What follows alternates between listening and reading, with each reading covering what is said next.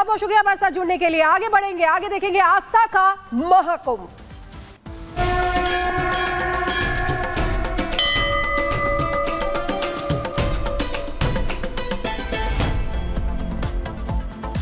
और प्रयागराज में महाकुंभ की तैयारियां जोरों पर है। यूपी की योगी सरकार कोई भी कोर कसर नहीं छोड़ना चाहती है, इसीलिए तैयारियां वहां पर जोरों से चल रही हैं।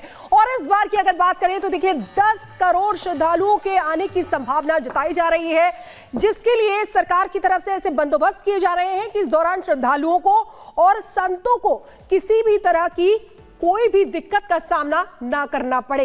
ये जो तस्वीरें हैं ये उसी की हम आपको दिखा रहे हैं कि देखिए तैयारियां कितनी जोर शोर से चल रही हैं। महाकुंभ की तैयारियां हो रही हैं जो अद्भुत और अलौकिक होने वाला है और रात दिन इसका काम किया जा रहा है। प्रयागराज के अरल क्षेत्र नैनी में और जिस जगह मैं मौजूद हूँ यहाँ आपको रेतीला मैदान दिखेगा और मेरे पीछे स्क्रैप दिखेगा।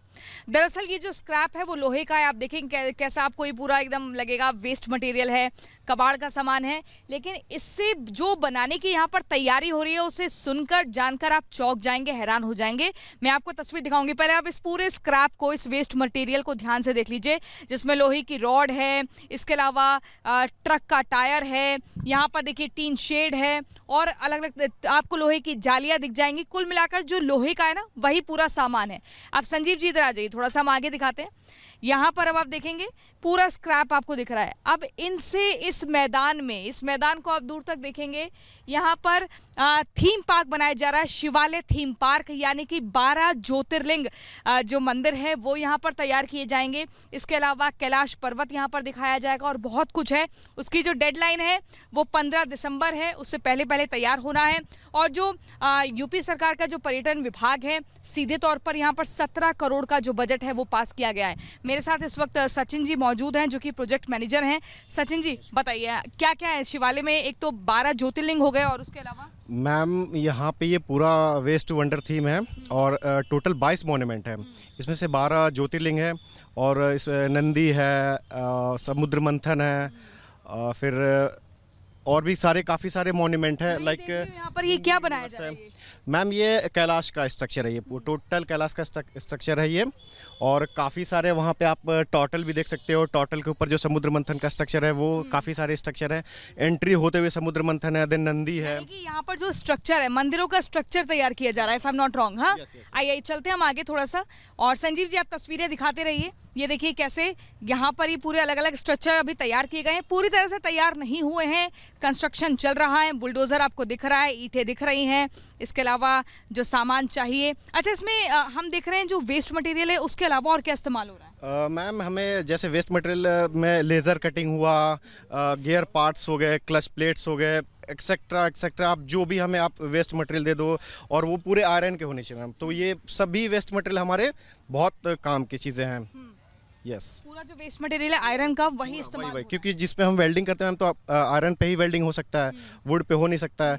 आयरन हो गया, कास्ट आयरन हो गया, तो ये सब मैम मटेरियल यूज़ करते हैं हम लोग। आप लोगों ने देखा होगा घर में जो वेल्डर्स आते हैं वेल्डिंग करने के लिए, आपके घर के दरवाजों को ठीक कर देते हैं, लेकिन यहाँ के जो वेल्डर्स हैं वो स्किल्ड वेल्डर्स हैं और वो स्पेशलाइज्ड होते हैं। उनको ट्रेनिंग बाकायदा दी जाती है, उनके सामने आर्टिस्ट होते हैं, वो डिज़ाइन देते हैं और उस डिज़ाइन को देखते हुए तैयार किया जाता है। यस, हमारे आर्टिस्ट जो भी होते हैं वो अपना स्ट्रक्चर रेडी करके उस पर होमवर्क करके वो फिर हमारे वेल्डर्स को वो वैसा ब्रीफिंग करते हैं।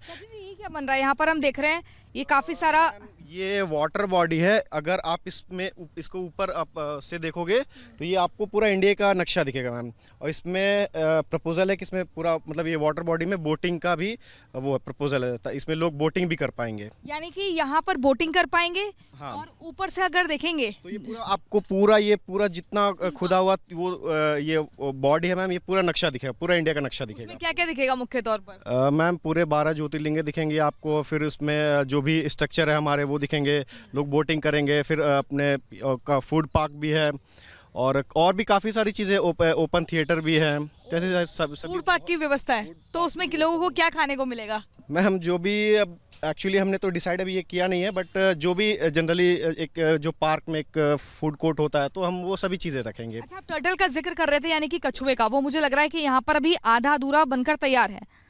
अभी इसको समय लगेगा बनने में? मैम ये आई थिंक 70-80% रेडी हो चुका है, बस इसका एक ऊपर का स्ट्रक्चर बस बच गया है, तो वो हमें बस रेडी करना है।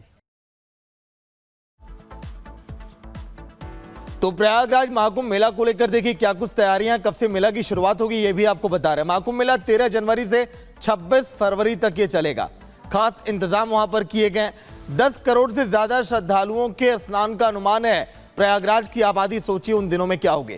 6000 हेक्टेयर क्षेत्रफल में पूरा कुंभ नगर बसाया गया है। 12 सालों का इंतजार श्रद्धालु इस लम्हे के लिए करते हैं। 4000 हेक्टेयर वहीं 1900 हेक्टेयर एरिया में ये पूरी पार्किंग बनाई जा रही है। लगभग 100 से ज्यादा पार्किंग स्थल है वहां पर। इसके अलावा मेला क्षेत्र में भगवान राम की संस्कृति भी आपको दिखाई देगी जब आप पहुंचेंगे वहां दर्शन के लिए। 32 देशों के राजनयिक भी यहां पर देखिए आमंत्रित किए गए। वो भी यहां पर पहुंचेंगे इस लम्हे को यादगार बनाने के लिए और दर्शन करेंगे। हर एक स्तर के टेंट सिटी का भी वहां पर इंतजाम किया गया है। यही नहीं, मेले में फूड कोर्ट की भी व्यवस्था की गई है ताकि जो भी श्रद्धालु वहां पर पहुंचे जाकर आनंद ले सके।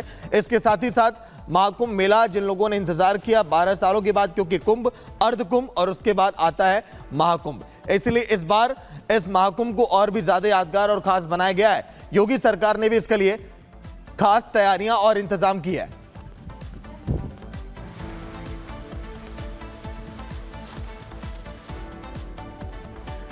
तो ये तस्वीरें भी आपको दिखा रहे हैं। देखिए किस तरीके से तैयारियां जो है वो वहां पर शुरू हो गई हैं और सीधे ग्राउंड जीरो पे हमारी सहयोगी प्रियंका हमारे साथ जुड़ी हुई है, उनके पास जाना चाहेंगे। प्रियंका, जो तैयारियां हैं वो जोर शोर से नजर आ रही हैं, लेकिन प्रशासन का इस बार जोर जो है वो प्रयागराज को प्लास्टिक मुक्त बनाने का है। कैसी तैयारियां आप वहां पर देख रही हैं? बिल्कुल, देखिए अगर हम थीम की बात करें तो स्वच्छ कुंभ थीम है, यानी कि स्वच्छता का सबसे पहले ख्याल रखना है। ना प्लास्टिक का कोई गार्बेज होना चाहिए, ना गंदगी होनी चाहिए। 1.5 लाख शौचालय इसकी व्यवस्था की जा रही ताकि कोई भी खुले मैदान का इस्तेमाल ना करे। इसके अलावा उन शौचालय को क्लीन करना है टाइमली, वो भी ध्यान रखा जा रहा है। वेस्ट मटेरियल जितना होता है उससे एक थीम शिवालय थीम जो पार्क है वो बनाया जा रहा है। वहां पर 22 मॉन्यूमेंट दिखेंगे, 12 ज्योतिर्लिंग दिखेंगे। इसके अलावा अगर हम अखाड़ों की बात करें, जहां पर साधु संत जो है रोजाना कर रहे हैं, बातचीत उनकी चल रही है कि कहां पर उनका जो अखाड़ा है, जो टेंट है वो तैयार होगा। इसके अलावा यहां पर हम बात करेंगे, हमारे साथ कुछ साधु संत है। कैसा लग रहा है आपको? महाकुंभ की शुरुआत अब होने जा रही है, जो कि 12 साल में एक बार लगता है। अमृत की जो बूंदें हैं वो यहीं पर गिरी थी, प्रयागराज में, उज्जैन में, हरिद्वार में, नासिक में। सबसे पहले कितनी खुशी है आप लोगों की? हम लोगों को अच्छी खुशी है। यहाँ हमारे पूरे 12 साल में जितने भी संत हमारे पूरे अखाड़े के इकट्ठे होते हैं, सब यहाँ आनंद लेते हैं, सब मिलके जय घोष करते हैं। बताइए, कोई श्लोक का जिक्र कर रहे थे आप? हम लोग श्री पंचदश नाम जूना अखाड़ा से हैं और हमारे यहाँ हमारा जो अखाड़ा सभ्य अखाड़ा है। हमारे यहाँ हर हर महादेव के नारों के साथ जो है उद्घोष के साथ देश की जनता सुन रही है आप। हर हर महादेव के साथ हमारे यहाँ गायन्ति देवा कील गीत कानी धन्यास्तुते भारत भूमि भागे। धन्य है हम लोग जो भारत देश में जन्म लिए और हमारे भारत भूमि पे पावन पवित्र जो प्रयागराज है, जो को कही सकई प्रयाग प्रभाव, इस जो है कुंभ के महापर्व पर हम सभी साधु संत लोग मौजगिरी आश्रम श्री पंचदश नाम जूना अखाड़ा में के तत्वाधान में बैठकर जो है कुंभ की सारी तैयारियां कर रहे हैं और हमें बहुत अच्छा लग रहा है।